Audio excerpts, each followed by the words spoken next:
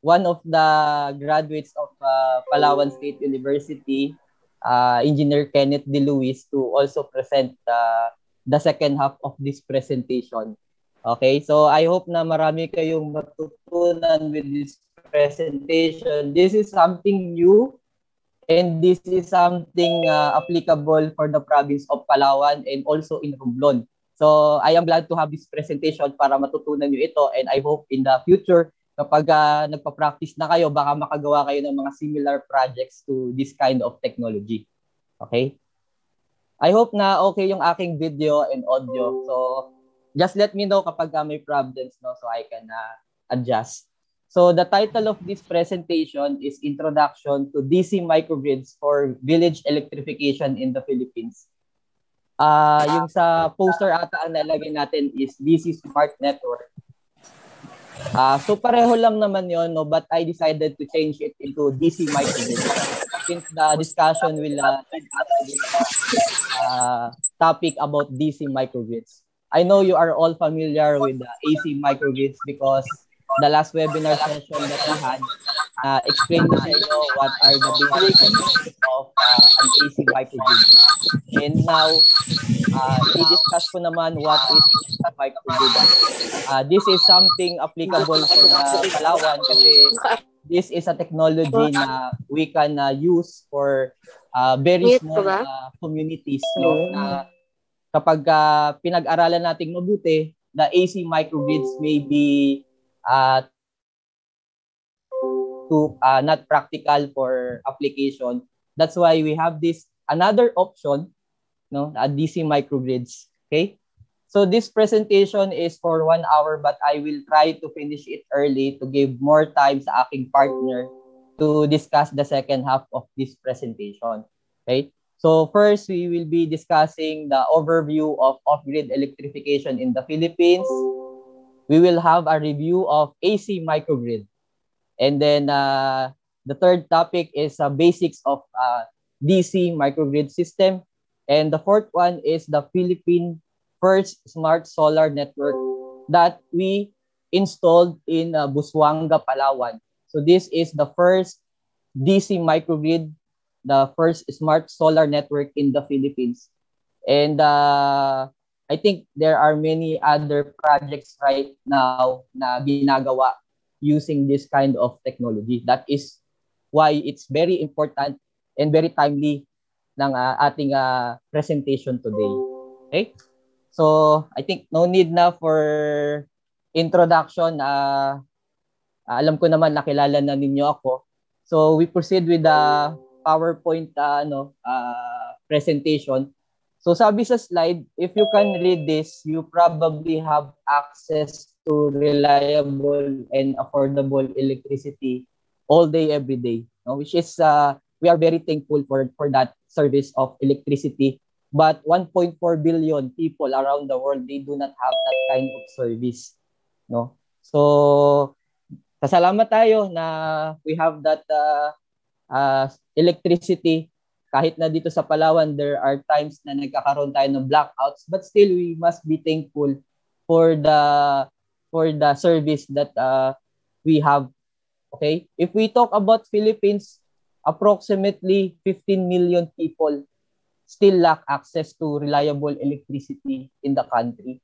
Most of this community I was able to visit, and to tell you frankly, talagang sabihin na natin na nakakalungkot na makita na we still have, it's 2021 and we still have people in the country na talagang kulang pa rin yung supply of electricity nila. Some of these communities hanggang ngayon hindi pa nga nakapag-experience na makagamit ng mga appliances eh. So yun yung situation right now in our country, no? So I have here some overview of the off-grid electrification in the Philippines.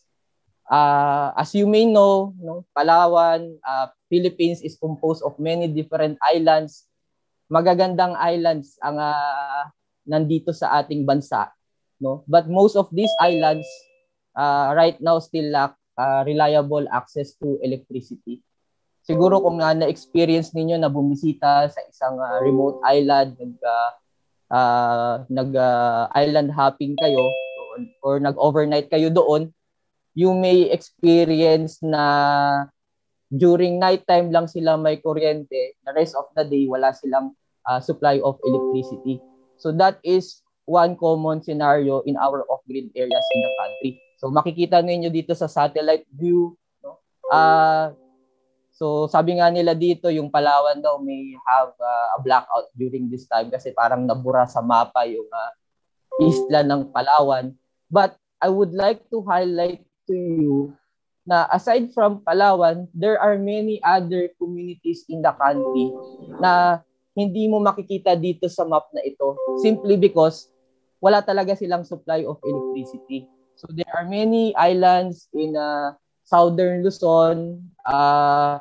If you were able to visit the Pulilio group of islands, maraming communities pa doon na walang kuryente. In Romblon, there are many other islands there na hindi 24/7 yung supply of electricity and they are only dependent on using diesel power plants doon sa mga islands na yon. There are many islands south of the Philippines in the Barm area na talagang wala pa ring reliable access of electricity. So let's now define what is off-grid. So according to our RA 9136 or yung IPIRA, Electric Power Industry Reform Act, off-grid, you can classify an area as an off-grid if it is not connected to the high voltage backbone system of interconnected transmission lines, substation, and related facilities. So meaning to say, pag yung isang area is not connected to the NGCP, you can consider that as an off-grid. Meaning to say, Palawan, no, which is not connected to the NGCP line, so we can consider our area as an off-grid. Same with Romblon and same with the other areas in southern Luzon. Okay? Most of these off-grid areas na puntahan ko na and pare-pareho yung kwento eh. Pare-pareho yung problema, no? These areas are underserved, meaning to say hindi 24/7 yung supply ng kuryente. And some of these areas ay talagang unserved. So wala talagang nagpo-provide ng electricity. People in the area are relying on their own capacity to have electricity. So they buy solar panels, they buy their own diesel generators, which are expensive way of having electricity. So that is a common problem to these areas. So para mas maintindihan ninyo, ito yun, no? So we have this distribution utility, we have the main grid and GCP connected areas, and we also have this off-grid sector. Okay? For off-grid, we can classify it into two. The first one is the missionary areas. So ito yung mga areas na currently being operated by the National Power Corporation, Small Power Utilities Group, or NPC-SPAG. I'm not sure if we have participants here from NPC-SPAG. So yung mga areas na ino-operate ng NPC-SPAG, those are missionary areas. So here in Palawan, we have the island areas being operated by NPC like Cuyo, Agutaya, Balabac, etc. No? So karamihan ng mga island communities natin is being operated by NPC-SPAG because those are missionary areas. As in mainland Palawan, considered pa rin tayo na missionary area. So aside from NPC-SPAG, nandiyan yung ating mga new power providers and we have the electric cooperatives. So tayo dito sa mainland Palawan is also considered as missionary area. Okay? So aside from the missionary area, we also have these unviable areas being operated by qualified third-party companies. So ako at saka si Engineer Kenneth De Luis are from a qualified third-party company from our previous employment, no, yung Power Source Philippines, the first qualified third-party company in the Philippines. So kaya kami na involved with this kind of projects. Okay? So ganon no yung ating situation right now in the country. Although marami pa dito, no, if you have time, if you have the opportunity, you can review it naman doon sa ating IPIRA law. It is available naman in the internet. You can simply download it para mas maintindihan niyo ano ba yung power sector in the Philippines. I have here some of the definition pero hindi ko na to i-discuss pa in detail, no. So meron diyan distribution utility. So when we say distribution utility, it could include electric cooperatives, private corporation like the Meralco. We also have the government-owned utility. There are still areas here in the Philippines na yung government yung nag-ooperate as distribution utility. Okay? And as you may know, we have the PALECO or the electric cooperative. We also have the new power provider. So new power provider yung tawag natin kapag may private company na nag-operate, nag-take over ng operation ng NPC SPAG sa mga missionary area. Okay? So NPP yung tawag natin doon. And we also have the QTP or the Qualified Third Party Company. We have the Small Power Utilities Group. So ito yung division ng NAPOCOR na nag-ooperate dito sa mga missionary areas. Okay? So this is the status of household energization in the country as of June 2019. With the pandemic, hindi masyadong gumalaw ito eh. Kasi some of the budgets, some of the allocations, sana for electrification, nagamit na for our COVID activities, COVID-related activities. So pwede nating sabihin na hindi masyadong nagbago tong mga numbers na ito. As you can see here, Mindanao is still the lowest household electrification level at 77.23% lang. Followed by Visayas. Pero Visayas mataas na more than 90% na, and in Luzon 96.64% in Luzon. Mataas na value, but if you talk about Palawan, dito sa atin yung masabi pa natin na bulk of unelectrified or underserved communities in the country. Okay? 96.64% in Luzon, pero sa Palawan mababa yan. Most of the communities here talaga is relying only on diesel-based power plant. Most of the communities are also using what we call the solar home systems from the government. Mamaya, we will be having a discussion about that, what is solar home system, because this is related to the topic that we are discussing. Okay, so let's now proceed with the review of our AC microgrid. To our MCs, please remind me kapag siguro 10:50, no, so I can manage my time kasi mayroong kasunod na magpe-present, no. Please remind me 10:50 ha, so I can give more time doon sa ating second presenter. So for the review of AC microgrid, so last time we had this workshop, no. I hope marami kayong natutunan. I know na kulang yung time natin, but I hope na marami kayong natutunan doon sa naging workshop natin. So pag sinabi nating microgrid, again, it is a group of interconnected and distributed energy resources that act as a single controllable entity. Okay? Ito yung katulad ng discussion natin with hybrid power system. We have this one controller controlling all of the equipment, all of the power generation facility in the system. Okay? So pareho naman ito. But if we talk about microgrid system, it now includes yung ating distribution line, yung ating mga meters installed doon sa mga customers, yung entire system na siya. Okay? Kasi pag sinabi nating hybrid power system, that only includes yung power plant. Okay? So, ayun yung naging difference nila ngayon. Microgrid can be grid connected or can be isolated or standalone system. Pag standalone system, this is similar to what we have in the islands because the grid interconnection is impractical, no? Technically inviable right now if we connect an island to the main grid, no? Aside from having a high cost of capital needed for the interconnecting line for the submarine cable. So napaka-impractical talaga ng ganung tawag nito, electrification.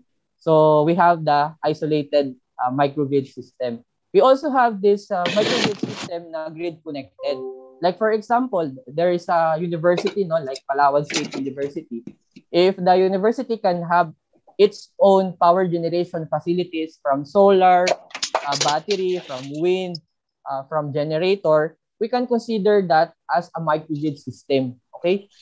Na whenever there's a problem in the main grid, no, for example, in Palawan, may problem with the supply of power from Paleco, the university can disconnect and can operate on its own, can supply power on its own, can operate 24/7. So we can consider that as a microgrid system. So kung iisipin niyo, napakaganda pala ng microgrid system, no, kasi it can be applied to almost almost anywhere in the country. You can apply it in the islands, you can apply it in the small facility, in a university, di ba? So, napakaganda yung concept ng microgrid system. Kaya, kung pag-aaralan nyo talagang mabuti, and this one is something na talagang nade-develop na ngayon. Maybe, after you graduated and passed the licensure examination, ma-engage kayo to this kind of projects. No? So, napakaganda ng technology na ito. Okay?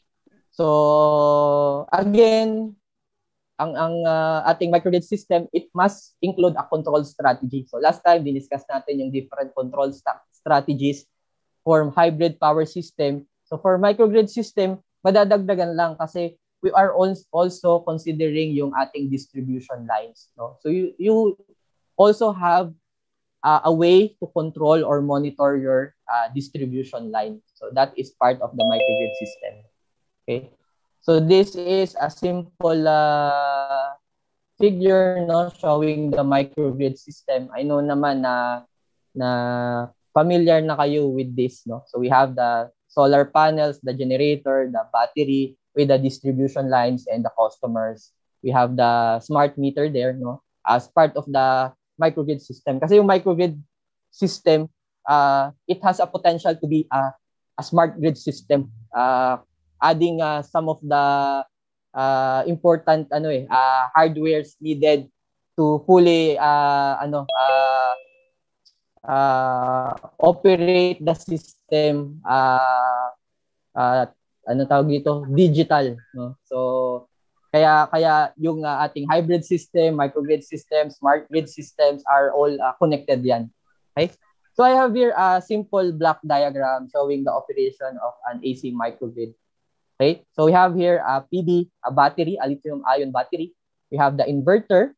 We have the genset supplying power to this island community. Okay, so say daytime, no, meron siyang this is just one of the operations na pwedeng gawin ng ating AC microgrid. So say daytime, so we have a PV generation. Teka, lagyan lang natin ng laser pointer. So we have a PV generation which is higher than the load. Okay? So meaning to say yung available solar energy is higher than the demand. Okay? The battery is not enough to supply power to the load and we are in an automatic mode. So what will happen is because we have enough solar, the solar panel will supply power to the community. At the same time, because the battery charge is not enough, the solar panel will also charge the batteries. Okay? So yun yung isang mode of operation.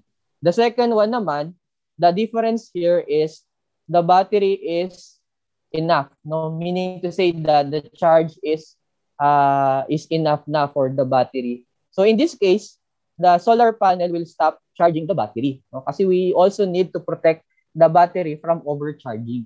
Okay? So in this case, the solar panel will supply power to the community.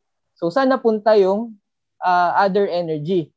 So that is now an energy na loss na natin doon sa system. Okay? Wala nang wala nang nagamitan yung energy na yon, no? Kasi fully charged na yung battery. So yung any excess energy will be our part of our losses na. Okay?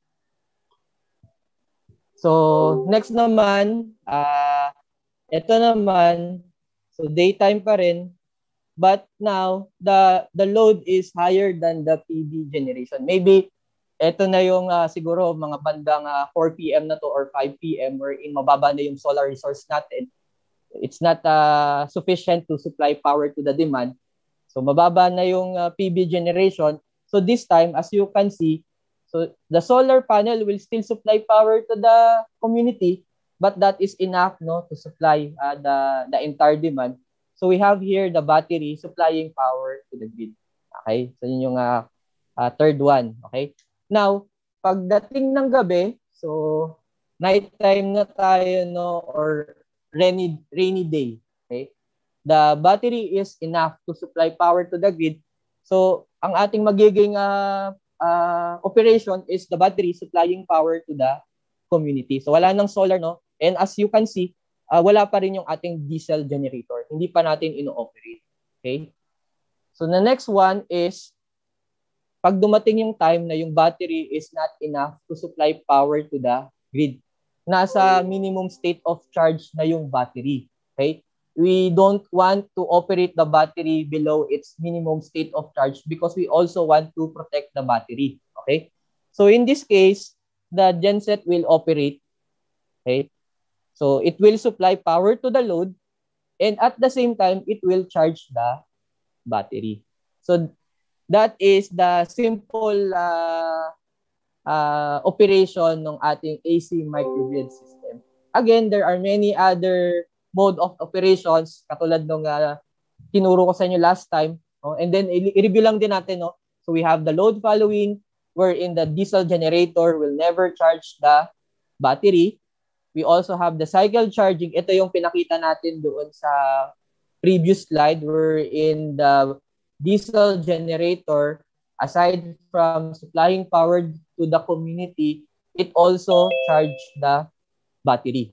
Okay? So there is also a combined strategy wherein we have this load following and cycle charging combined. Okay? So again, pag sinabi nating load following, this is applicable for high renewable system, meaning to say you have enough RE to charge the battery, kaya hindi mo nagagamitin yung diesel genset to charge the battery because that is expensive way of charging the battery kasi yung ating diesel fuel is very expensive. We also have the cycle charging for lower RE penetration system. So meaning to say your RE is not enough to supply power to charge, no, to fully charge the batteries. So you need to have a genset to charge the battery. So yun yung difference ng load following natin and cycle charging. Okay? So now we proceed with the basics of DC microgrid. No? So napaka-brief lang ng ating discussion with that, no, kasi talagang I know naman na nakuha nyo na yung concept no, from our previous presentation. Now, what is a DC microgrid? No? Siguro magugulat kayo, baka yung marami sa atin is bago lang narinig yung concept ng DC microgrid. But this is actually part of our Philippine Electrical Code. Okay? So meron tayong definition sa ating Philippine Electrical Code. So a DC microgrid, it is a power distribution system consisting of one interconnected DC power source supplying DC-DC converters, DC loads, and or AC loads powered by DC-AC inverters. So meaning to say, if you have a power system utilizing DC power supply like solar panel and battery, you can consider that as a DC microgrid. So without a power source supplying AC power, no? So dapat wala kang power plant supplying or power generation equipment na nagsusupply ng AC power. So you can consider that as DC microgrid kapag purely DC power sources lang yung involved. Okay? So this is a basic comparison of an AC microgrid with a DC microgrid. So para mas maintindihan niyo ano ba yung difference ng dalawa. Okay?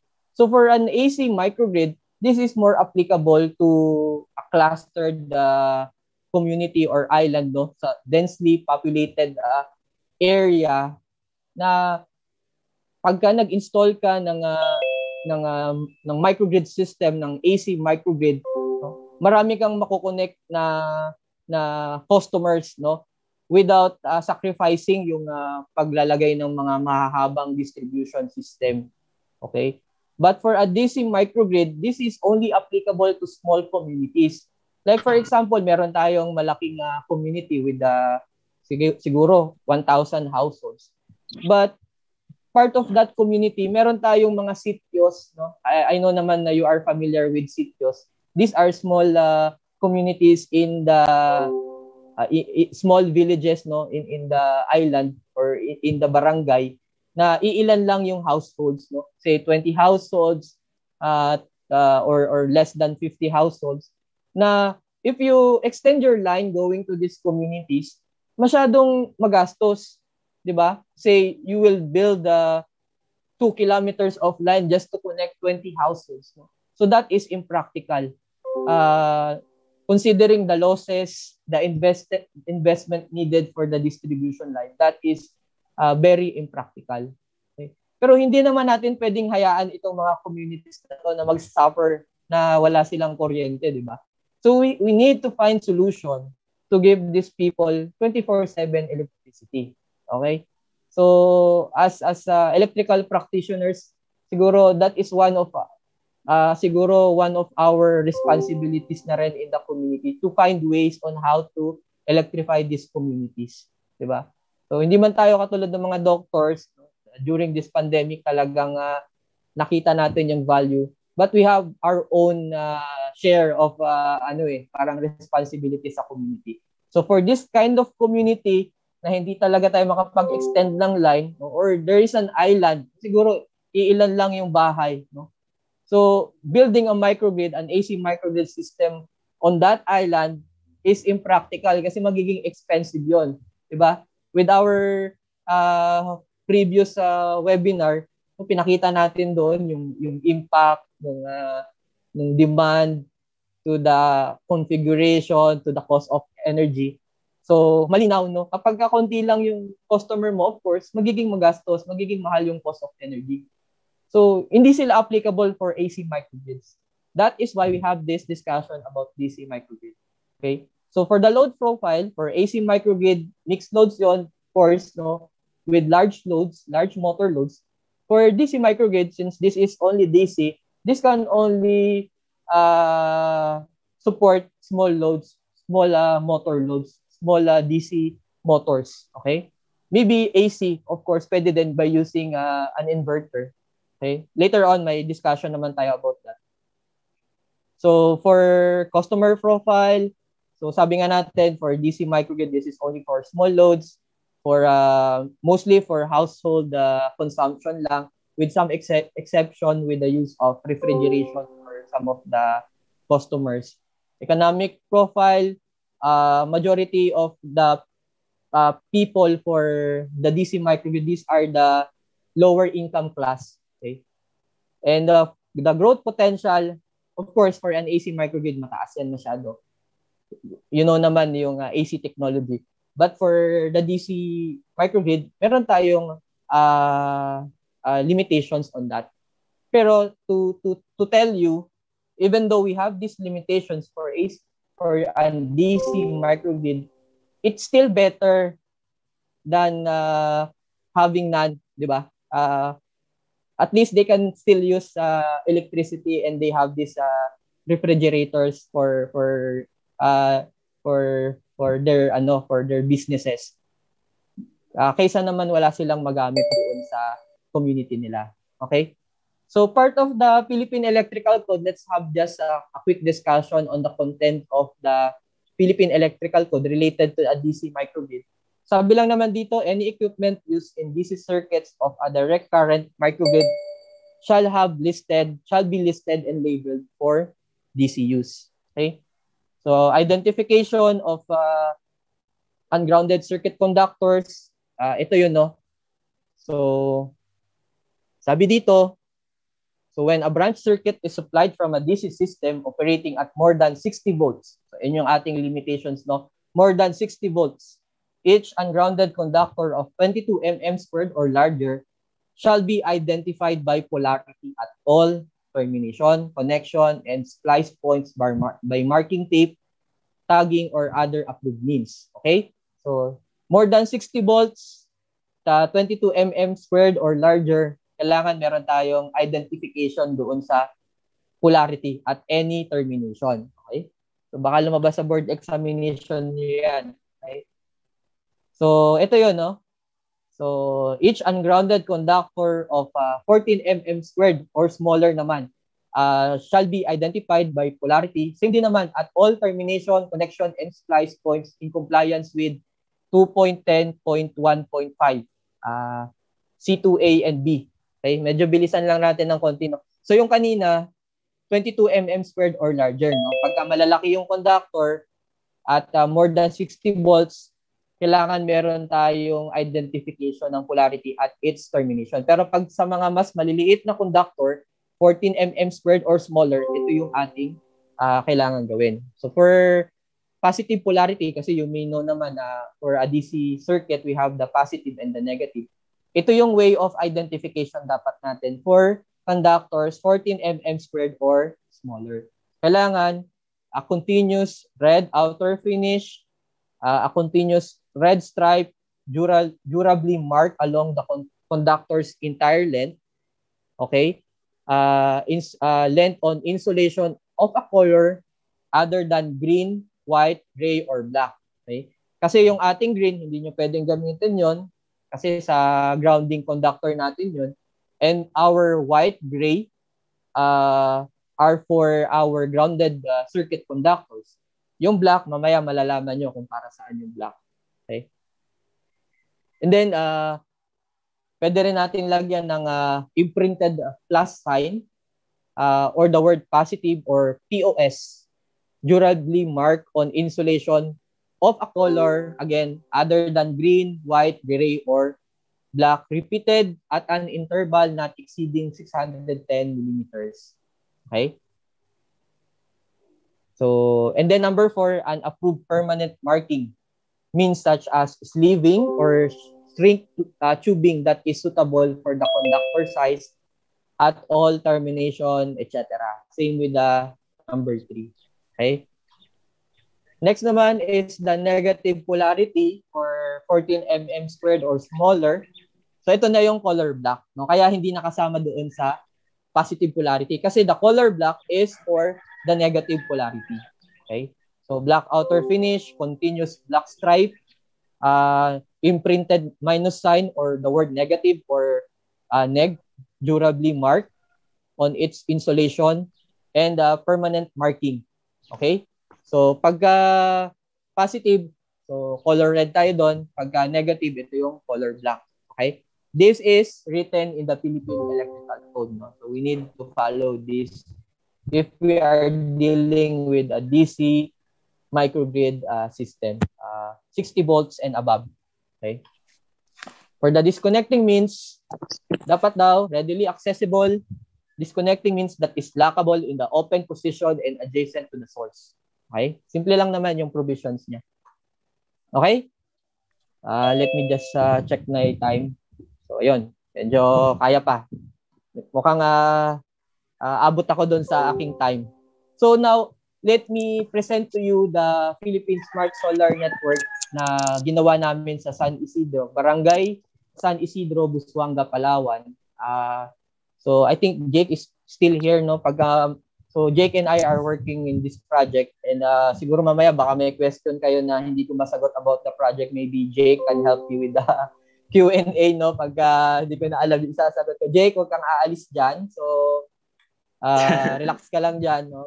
I need sure, your support. Sir. I'm listening, sir. Okay. So, the project is operational starting August 2019. Right now, it is composed of 62 households. So, napaka-konti, no? 62 households. Imagine, you have an AC microgrid supplying power to these 62 households? How much kaya yung magiging cost of energy natin for these households? But because of the technology, the DC microgrid technology, we were able to supply 24/7 power to these communities. Magugulat kayo, no? So, paano, sir, nangyari yun? Paano nangyari na using DC system, nagkaroon tayo ng 24/7 electricity to this community? Okay? So, yun yung pinaka-highlight ng ating presentation this morning. Okay? So, this is a DC pilot project with our partner, yung Infraco Asia. So, this is a pilot project, meaning to say, we intend to have this project almost anywhere in the Philippines na pwede nating paglagyan. Okay? So, masaya tayo na Palawan is the first area na nagkaroon ng ganitong project sa Philippines. Okay? And proudly to say na it's an recipient of Asian Power Awards 2020 for Smart Grid Project of the Year for Philippines and Energy Institute Awards 2020 for access to energy. So may mga natanggap na project awards yung project na yon.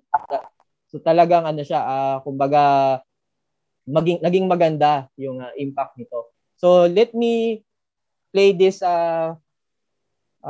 video presentation to you. Sabihan niyo lang ako kung hindi niyo marinig yung sound, no? But I think na enable ko naman yung sound, no? So play ko yung aking video presentation about the project.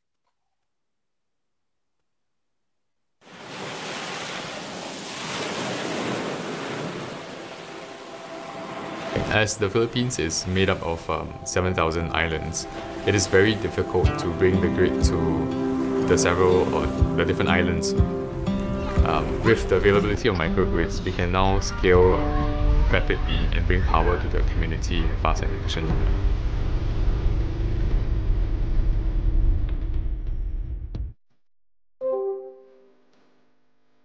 Actually, ang San Isidro po ay isang fishing village na kung saan po ay kailangan talaga nila ng mga freezer na katulad na naka-install ngayon. Kinakailangan po talaga na magkaroon ng pailaw doon sa Barangay San Isidro para doon sa kanilang hanap buhay. For my 33 years in service, hindi namin akalain na itong isang isla na katulad ng Barangay San Isidro ay mabibigyan ng isang 24 hours na supply ng kuryente. Noon, talagang mahirap yung ilaw dito kasi ginagamit ng mga tao noon, Petromax. Mag-meeting kami, session, gagawa ng mga resolution namin, mga ordinansa. Generator ang ginagamit namin, magastos. Napansin ko na pagdating ang solar, yan ang ginagamit namin. Napansin ko na maganda pala, malaking katipiran. At isa pa, sabi ko nga, walang polusyon kasi walang usok at wala ring ingay. This partnership with the community for us is an integral part of our strategy and focus. And what we've been able to demonstrate at San Isidro is that we're really able to deliver power at an economical price, essentially for the entire community.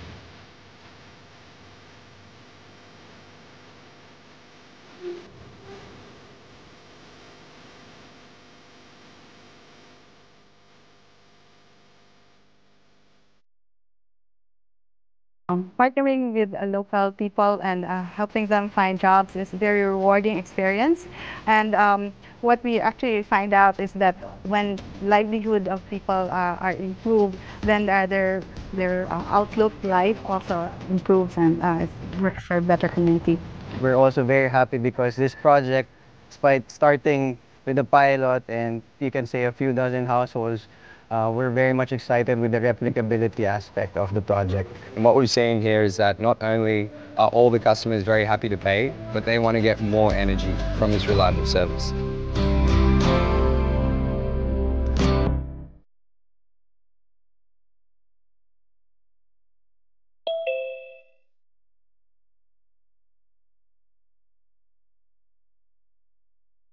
Okay, so napanood niyo, no? That is the video presentation for the Philippine First Smart Solar Network. in San Isidro, Busuanga, Palawan.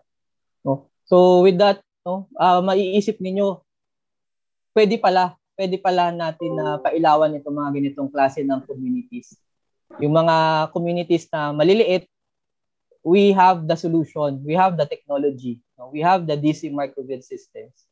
Kaya siguro kung gagaling kayo dito sa mga communities na to, hindi natin alam, baka meron sa inyo galing dito sa barangay na to, or you are from one of similar communities, meron pang pag-asa, no, na magkaroon tayo ng 24/7 na electricity na kumbaga magiging malaking magiging impact doon sa community.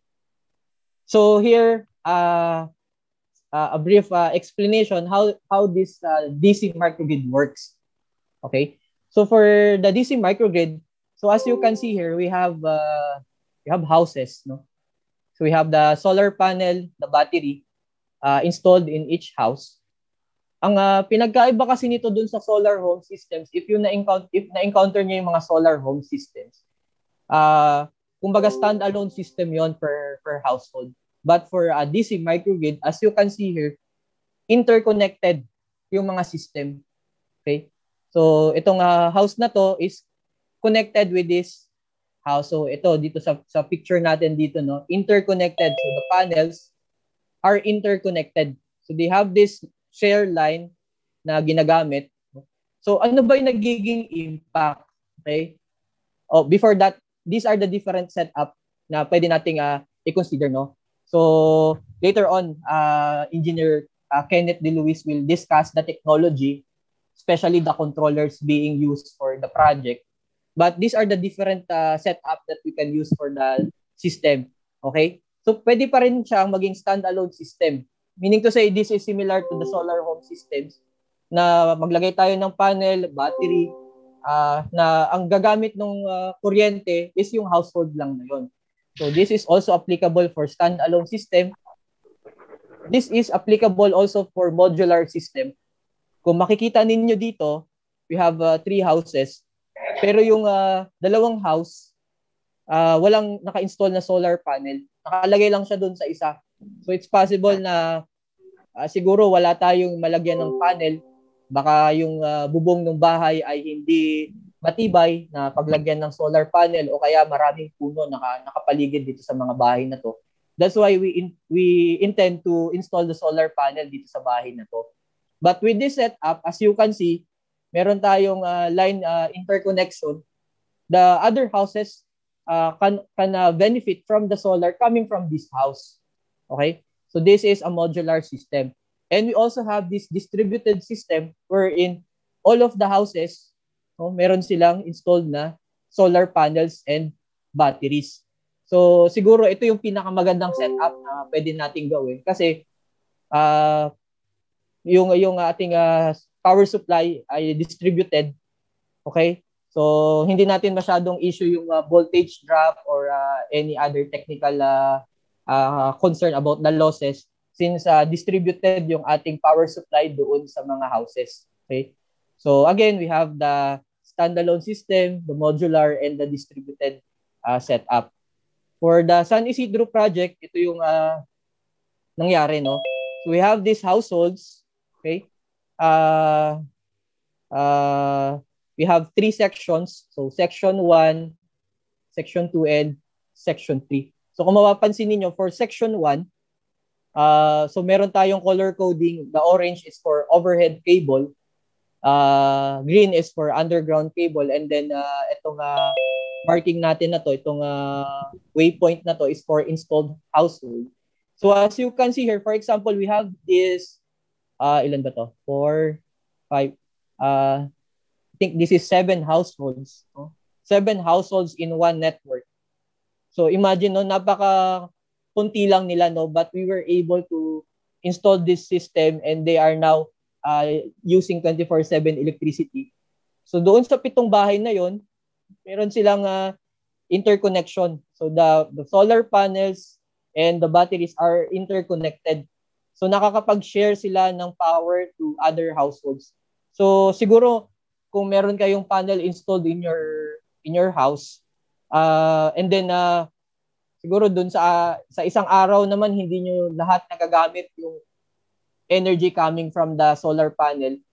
So, yung iyong kapitbahay, pwede niyang gamitin yung excess power from your solar panel.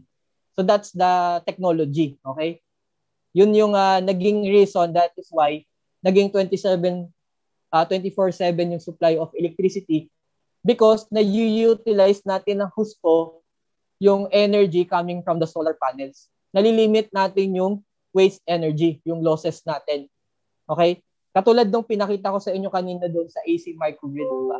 There is a time na fully charged na yung battery and sobra-sobra yung production coming from the solar panel. So natatapon na yung kuryente na yun. Okay? But in this case, 'di ba? Kung kulang yung supply of power from the solar panel and your neighbor has an excess electricity, pwede mong magamit 'yun kasi interconnected kayo. Ang kagandahan lang nito, hindi ka obligado to construct a long distribution system to connect all the households. As you can see here in section 1, so ito, 3 bahay lang sila, 'di ba? So no need to connect these 3 households to this cluster of 7 households kasi nga as was explained earlier, we have different setups, pwedeng standalone, pwedeng modular or distributed. So hindi ka na ngayon kailangan mag-construct ng distribution system to cover all the households. Okay? And you know naman na DC energy, hindi naman talaga siya for transmission, no, to longer lines, no. So meron lang limitation. So that is why it is very applicable to this kind of setup. So for section 2, as you can see here, meron tayo dito isa, no? Standalone system siya. Ito naman dalawa lang sila. Okay? So ito maraming installed dito sa network na ito. Okay? So imagine, no, kung without the technology, itong dalawa na to, possible hindi sila magkaroon ng kuryente. Kasi ang i-cover lang natin, ito lang yung maraming households. But because of the different setup na pwede, nalagyan pa rin sila ng kuryente. Okay? So same with the section number 3. Okay? So my partner will explain to you more detail about the technology, about the controller and the different aspects of this project. Okay? So this is some of the photos, no? Doon sa video kanina, nandun ako kamay ko lang nakita. Napansin ninyo, kamay ko lang yung makikita nyo doon sa video. So this is some of the photos na nakuha namin during the installation. So this is the share line. Ito yung kanina yung interconnection between the houses. Ito yung nilalatag nila yung share line for the system. This is the controller naman that to be discussed by co-speaker this morning. Okay? This is the solar panel and this is the freezer that they use for the project. So as you can see, no, solar siya pero we can use freezer 24/7, 'di ba? So paano nangyari 'yon na akala natin dati pag sinabi mong solar, that is only for limited number of hours lang, for small appliance lang. But with this technology, we can actually use freezer and help the community to have a livelihood, no, and to support their needs for ice, diba? So that is something very talaga commendable for this project. Okay, so I have here another video, no, to show lang to you what can be the next step for this kind of technology, no? I have here the power and water. Okay? So, mabilis lang naman ito.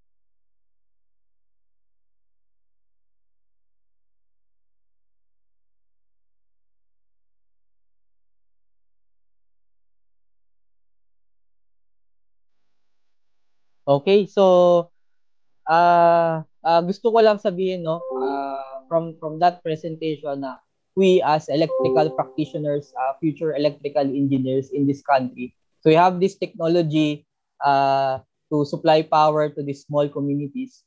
And part of that is these communities, they also have problem with water. Okay? And without the reliable supply of electricity, magiging problema din nila yung ating water supply. So we have this opportunity to actually give them power and water with this kind of technology. Kung mapapailawan natin itong mga maliliit na communities na to in our country, mabibigyan din natin sila ng opportunity to have clean water. We know naman na electricity and water are the basic needs for a community, di ba, to survive. So I think that's the last part of my presentation, and I would like to call on my co-speaker. Before I proceed my presentations, no, doon sa highlights ng aking presentations, because we were covering the technology that we use on the first smart microgrid in the Philippines, no. Before I proceed, I just want to give you, no, actually almost na-explain na rin sa inyo ni Sir Adrian lahat-lahat, no. But I will gusto ko lang bigyan kayo ng background, no. Little background kung bakit ba tayo, no, as an engineer, bakit ba tayo nagka-come up pa sa different kind of solutions, no. So actually nakikita niyo ba yung buong screen ko, or nakikita niyo tong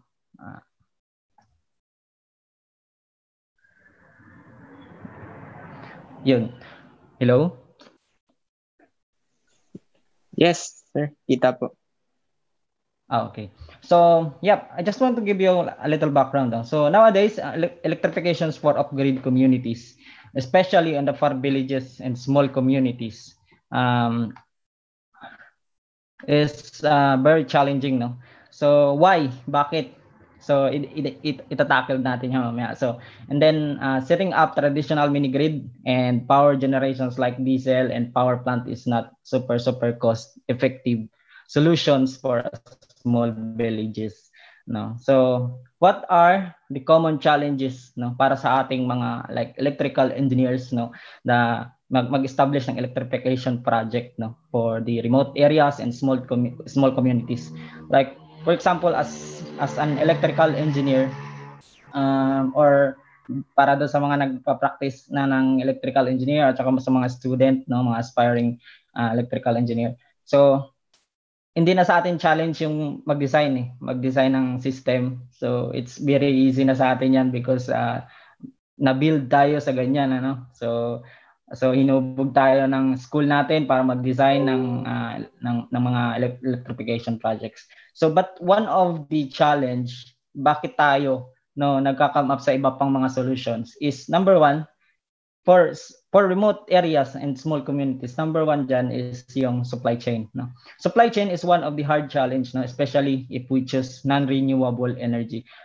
Hindi ko naman sinabi na pagka renewable, hindi pwede yung gamitin yung renewable, but if we choose non-renewable energy, its supply chain is one of the challenge for us, because imagine if you put a like diesel genset on the islands, no, so yung raw materials natin na gagamitin dyan, or sabi natin na small coal power plant na ilalagay natin dyan sa island. So yung challenge dyan is paano natin dadala yung mga diesel natin, idadala yung mga langis natin at saka yung supply sa makina. So yan.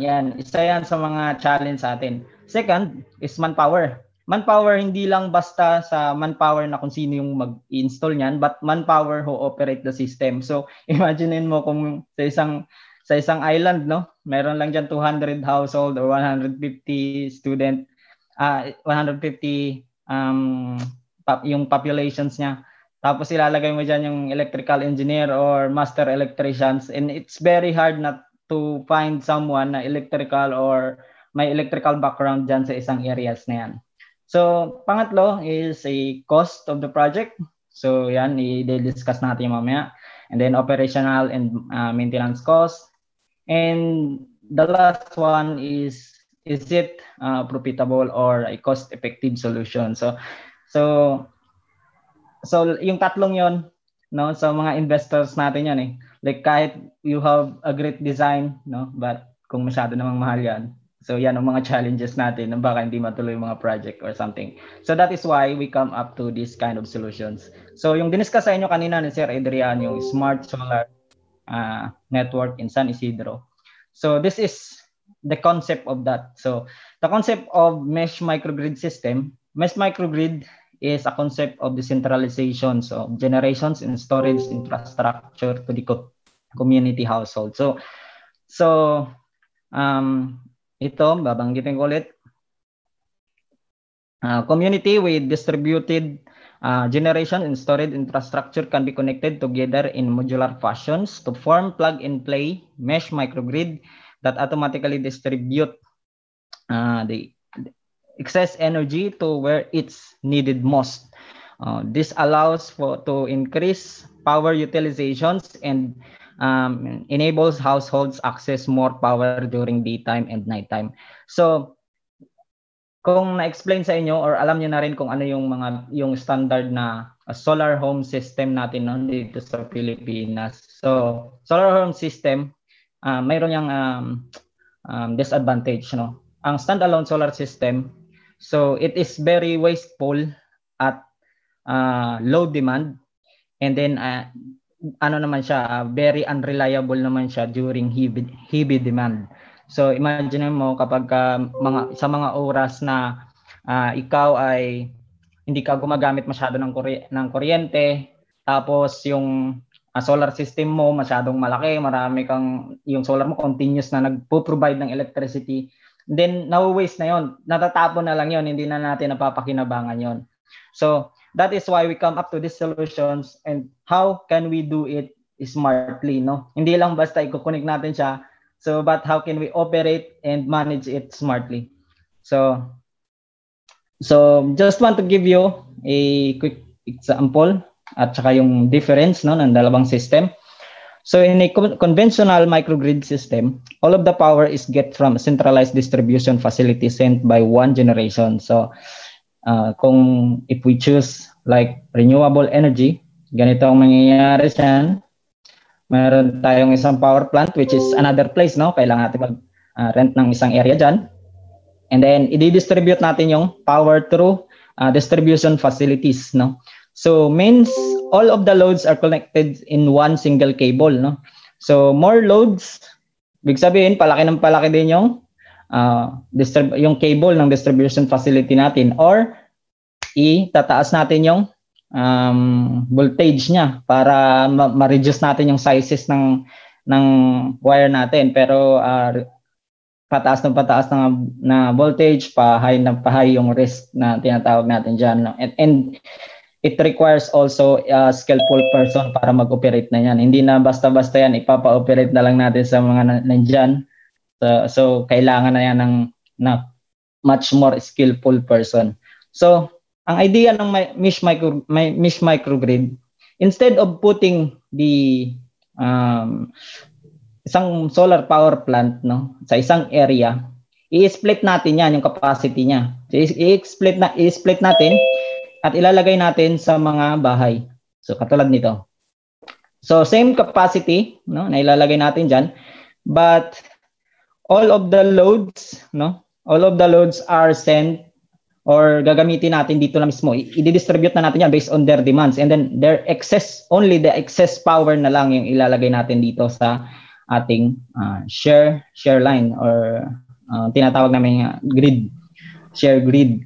So itong share grid na ito, hindi siya katulad dito sa conventional microgrid na diyan natin pinapadaan lahat, no. So dito parang excess power lang, no. So halimbawa not sa isang oras, like for example at any given time, no, meron talaga diyan sa isang community na kulang yung power niya, not because siguro masyado siyang malakas kumain ng kuryente or malakas gumamit ng kuryente, or so may problema siya sa kanyang generations or something.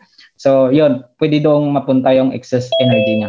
So yan yung concept, ang pinagkaiba ng conventional microgrid and mesh microgrid.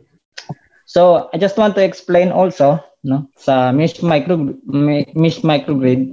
in distributed network, most of the load will be served by the solar and batteries at the node or at the house, no, and with all houses transmitting and receiving power. So actually lahat ng bahay is may capability, no, na mag-transmit, okay, magbigay ng share, magbigay ng energy sa share lines. At meron lahat din ng bahay ay may capability na kumuha. Kumbaga transmit and receive, no. Kapag sobrang kanyang napoproduce na power sa kanyang solar, pwede niyang i-transmit, pwede niyang i-share. Pagka kulang naman yung kanyang energy, pwede siyang kumuha dito sa grid kung may available na power dito sa ibang mga bahay. So yun. So there will be an approximately 1:n or 1 over the total of the households amount of power going over any point of the cable at any point in time, no. So ibig sabihin hindi siya katulad ni conventional microgrid system na like pagka ito nagkaroon to ng load, pataas yung current natin dito sa ating distribution facility or sa centralized distribution facility. So ganon. So in that way, no, ma-enables natin that the conductors to be sized much smaller and lower voltages to be used in the share line. So unlike dito sa conventional microgrid natin, so padami yung loads, palaki yung cables natin, at required na rin tayong pataasan yung ating voltage. So this is ito yung pinagkaiba ng project na yan. So kung nakita niyo yung concept, maaaring magtatanong kayo ulit, paano natin gagawin yan, no? Paano natin ito transmit, paano tayo kukuha sa kwan. So it requires, no, more deeper algorithm. So this is one also. In this point, I just want to introduce also to you na yung controller na ginagawa ng company na pinagtatrabahuan ko ngayon actually. So this is the Okra Solar controller pad. That is a smart controller pad. Is an IoT devices. Actually lahat ng bahay lalagyan natin ng ganon, nilalagyan natin ng controller, no? IoT devices plus machine learning. Machine learning is like we learn from our experience, no, today. So and then yung lahat ng experience natin ngayon is pwedeng maging solutions natin in the future. So allow each houses to share excess power from solar during daytime and battery power during nighttime. Ito yung bago naming controller ngayon na dinidistribute na sa market. So during nighttime, and then automatically yan, and then based on the house demand, so yan siya. So yun yung nangyayari. So also automatically cut off power supply to the households when they don't have credit. Or ito, mahalaga itong billing system natin, no, para sa mga distributor or electric cooperative, no. So ang in normal operating, no, dito sa Pilipinas, so meron tayong lineman, and then every day or every month, once a month nagre-reading sila. Yon, and then magdi-distribute ng bill, tapos babayaran yung bill nila sa electric cooperatives, no. So dito iba. So dahil kung halimbawa ang community is malayo sa mainland, so ang gagawin natin sa mismong area, doon na sila pwedeng magbayad, and Actually, ano yan prepaid. Prepaid yan siya or postpaid, no? That yung controller is automatically na magsi-switch on and off, no? Off kung halimbawa wala na silang load. Okay? Or mag-off siya after a month na hindi sila nakabayad. Automatically na yun. Hindi na yun kailangan pupuntahan doon para ganito, ganyan. Makipagkausap at sabihin hindi pa kayo nakabayad sa bill niyo or something like that. So, automatically nang ginagawa yun ng ating controller. So, yun. So, each household has an expected demand based on the package chosen by the end user. So yung setup natin dito, no, para malaman natin yung energy demand nila at the first place, no, magsi-set up sila ng package, no, na gusto nila. Like for example, this house number 1 has a demand of 300 watt-hour per day, something like that. So, pagka ganyan, bibigyan natin sila ng package na yun at 300 watt-hour. So, once na sumubra sila doon sa package nila na yun, automatically sila magka-cut off. Kung gusto nilang magkakaroon sila ng mas mataas na energy na pwede nilang gamitin throughout the whole day, so kailangan nilang i-upgrade yung package nila. So, yan. Ganito ito nagwo-work yung ating mesh microgrid. So, advantage of this setup, no? Number 1, wala tayong total shutdowns caused by generation failure. Wala tayong total shutdowns pero meron din tayong tinatawag na individual shutdown. So, halimbawa, magkaroon tayo dito ng problema sa isang bahay, yan lang yung masya-shutdown. So, hindi affected yung lahat ng ito. Or kung sa distribution facility, sa share line facilities naman natin magkaroon ng problema, so still we can operate lahat. No, hindi pa rin sila masya-shutdowns. So malalaman lang natin mamaya yan sa ating remote monitoring. Malalaman natin kung paano nangyayari 'yon. So pangalawa, small cable size for share lines compared to this distribution cable. Yun na nga kasi ang share lines natin hindi natin ginagamit for distribution facilities, no? Na isi-send natin doon lahat ng power sa ating distribution facilities. Tapos ibibigay natin sa mga households. Dito iba. So yung most siguro mga 80% or to 90% ng demand, no, ng tao na yan is makukuha niya na mismo dito sa ating panel at saka sa kanyang battery. So siguro on the times na magkaroon sila ng problema dito sa generation panel, saka lang sila kukuha dito sa ating grid. So pangatlong advantages niya, low voltage, no? 50 volts DC max across the entire system. Ito yung pinaka mataas natin, which is yung nangyayari dito sa ating share line. So kasi para mai-transmit natin ng mas malayo yung energy, di ba? So kailangan nating itaas yung voltahe natin. So yung typical voltage kasi ng mga solar home system is 12, 24, 48 sa ngayon. So ngayon para sa ating share lines, tinaas natin siya for 50 volts DC maximum. So para mai-transmit natin siya at 100 meters distance, no. So pang-apat na advantages na plug-and-play system to create microgrid setup. So itong setup na ito is hindi na like actually no. It's very easy to use, no. Na kahit na kahit na electricians lang ang gumawa or merong isang engineer tapos meron isang mga personnel dyan na unskilled personnel na rin. Pwede na yung i-set up kasi that is a plug and play lang. So the fifth one advantage is no need for land space to use for setting up power plants because yung mga mismong roof na ng bahay yung ginagawa nating power plant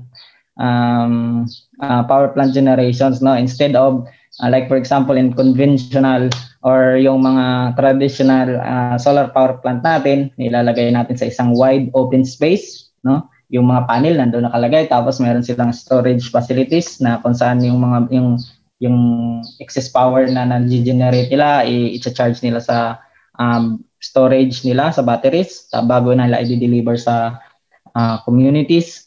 So nagre-rent sila doon or kailangan nila ng wide space, no? It's rental or siguro dinonate sa kanila, ganon. So one of the advantages, siyempre hindi natin kailangan magkaroon ng land space. So, yun yung mga advantages na. So, how it works for this installation setup, no? Actually, present na rin sa inyo ito ni Sir Adrian, but just want to explain also in more details, no? So, pwede siyang distributed. So, ibig sabihin ng distributed that all of the houses, no, have their own solar panel.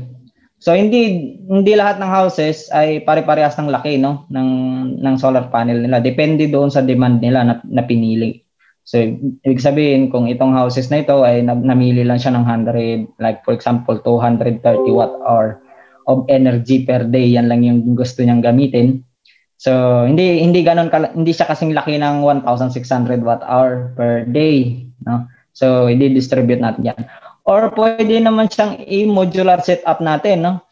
No, mayroon tayong mga bahay na hindi capable yung bubong or hindi capable yung space niya sa labas na lagyan ng solar panel because napapaligiran siya ng vegetations or like ng mga puno or shaded yung area niya. So alam naman natin na yung solar panel is hindi applicable doon sa area na yon. So pwede natin siyang hindi lagyan ng solar panel. Pero yung mga kalapit niyang bahay, as long as may grid siya, no, connected siya sa grid, tapos yung mga malapit sa kanya na bahay, i-oversize natin yung kanyang panel. So para yung lahat ng excess power dito, matcha-charge pa rin doon sa system niya. So yun. Ito yung tinatawag natin na modular setup. So the third one is the standalone setup. So ito pwede naman siya talagang gamitin din as standalone. So ito yung kagandahan, sabi ko nga kanina, bakit halimbawa magkaroon tayo ng problema dito sa ating distribution share line facilities, no, hindi siya magsha-shutdown yung buong community or hindi magsha-shutdown yung isang area. So kung magkaroon tayo ng tira dito sa share lines natin, walang mangyayaring shutdowns dito. So yun. And then remote monitoring. Di man maano? Yes, meron din tayong remote monitoring, no? So actually we done it with more smarter way, no? Since meron tayong remote monitoring, ang advantages nito is number one is meron tayong real-time data monitoring. So any minute or any seconds nagsisend yung pad natin or yung controller natin ng data sa cloud, and then the cloud will automatically recompute and visualize it dito sa ating platform na tinawag naming Harvest, no. Monitor system uptime and energy utilizations, each houses yan, no. Pwede nating ma-monitor yung kung ano ba sila, kinukulang ba sila sa power, or sobra-sobra ba, ilang beses sila nag-send or ilang beses sila, or itong houses na ito marami siyang excess power, ganon, or yun. So makikita na natin dito. So pangatlo, for the distribution utilities and electric cooperatives also, so magagamit din nila ito, no, manage billing and the remote control system deployed on the field. So yes, katulad ng sinabi ko kanina, automatically, no, once na like end of the month, no, merong hindi pa nakapagbayad ng kanilang bill, automatically yun mapuputol or hindi mawawalan sila ng kuryente. So yun. And then maintenance and insight awareness. So yes, ang system natin is continuously giving an insight sa system natin na automatically yun. Halimbawa kung meron tayong tao on the ground, no, or meron tayong trained na someone doon sa ating community, no, na siya yung mag-aayos if in case mayroong sira yung one of the houses, no, automatically yon na mag-feed sa kanya. Like for example, on the past 5 days itong bahay na ito, mahina yung generations niya. It could be marumi yung kanyang panel or shaded na or naglaguan na yung mga vegetations around, no, sa bahay nila. So yun, automatically yan. Hindi na natin hihintayin pa na magkaroon ng shutdowns, magkakaroon na yan siya ng parang alert, no? Alert sa ating system. So yun. So ito na rin kanina, monitor real-time household status. So big sabihin, kung nagkaroon siya ng shutdowns sa isang bahay at nandyan meron tayong operator na nakikita natin ito yung na tumitingin dito sa harvest. Kahit hindi na pumunta yung ating customers doon sa atin para inform tayo, pwede na natin padalahan yun ng customer service natin or service providers natin. Yun. And then, so one of the advantages also ng meron tayong remote monitoring and control is yung anti-power thief, no? So, yun, yung tapping, mamomonitor natin dito at yung system natin will automatically alert yung distribution utilities na, dito siya. Dahil dinistribute natin yung mga like storage natin at saka yung ating solar panel sa mga bahay, hindi natin maiiwasan talaga na meron siyang illegal tapping, no? Katulad din sa mga distribution facilities, no? Na conventional distribution facilities na kahit talagang meron talagang nagja-jump diyan, tinatawag natin nagja-jumper. So dito malilesen natin 'yon dahil meron tayong remote monitoring. So anywhere doon sa system na nag-tap sila na hindi dadaan doon yung energy nila sa output ng ating controller. So mag-a-alert yun sa system natin. Hindi naman sila mapuputulan ng kuryente pero ma-alert tayo na these houses have ganong activity. Yun. So manage agent cash collections. So ito importante rin sa mga electric utilities, ano.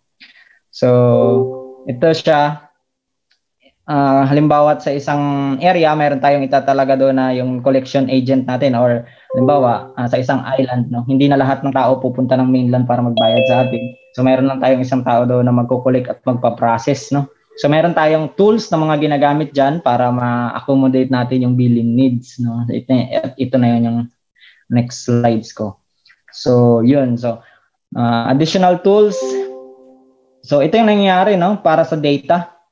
Sa all data from the field, no, or from the field or from the pod is sent through cloud computing using internet. So itong cloud computing is a data center which automatically compute raw data from the field. So since we are sending, no, using internet, no, at saka while using internet, baka kasi iniisip natin, no. So paano dito sa Pilipinas, masyadong hindi naman but very slow yung natin internet. No, it's not a problem kasi we are sending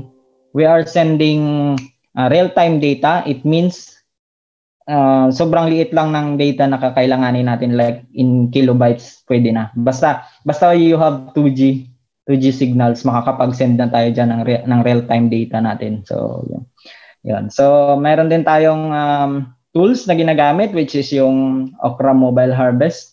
So itong tools na ito, like for example for the billing, ano. So instead of like for example sa mga distribution utilities, no, meron silang account. Dito hindi. Meron tayong QR code. So ginamit na namin yung mga most advanced ngayon ng mga technology, no, na makikita natin sa market sa ngayon. So meron tayong QR code na indicated for this house para i-process at ma-access yung account mo, kung anong nangyayari sa mga account mo, anong status ng bahay mo. So pwede nating scan yon at i-process yung payment nila. So yun. So at automatically na yon na mapupunta dito. Like for example, now in 1 month time, kung halimbawa prepaid ka, nag-load ka ng like for example 1,000 pesos, no. At yun may equivalent kilowatt hour yun based doon sa package na pinili mo. So once na naubos na yon yung credit mo at nagpa-load ka ulit, siyempre mapuputol yung kuryente mo, na mawawalan ka na diyan ng power. So yun, pag once na pre-process niya dito, yung data mapupunta lang sa cloud, and then yung cloud i-command ulit itong ating controller para mag-on yung power natin. So yung data visualizations naman natin, so from cloud also, pupunta sa ating platform, no, na ginagamit, which is yung Harvest. So ang Harvest platform is a tools also namin na ginagamit din na ma-monitor yung overview yung overview ng village, no? Kung ano ba yung health conditions ng isang village, it is for maintenance na ba siya, or maganda ba yung productions niya, something like that. So lahat yan makikita mo na rin dito. So hindi lang yan, meron din tayong tinatawag na data analysis, no? Itong mayroong mga graph na yan. Ito.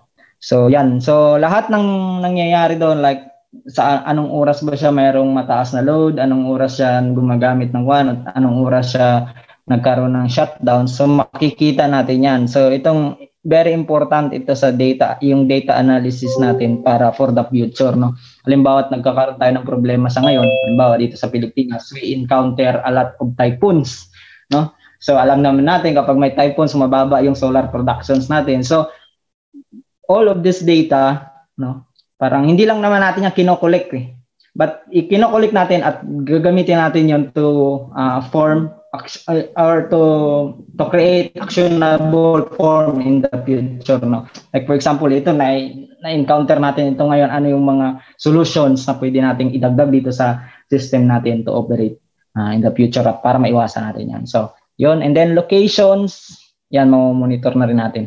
So yun, ito lahat ng yung basic concept, no, na ginamit namin dito sa Smart Solar Microgrid project dito sa San Isidro. So ayun, I hope no, may nakuha kayong kahit na kaunting kaalaman dito sa aking presentations.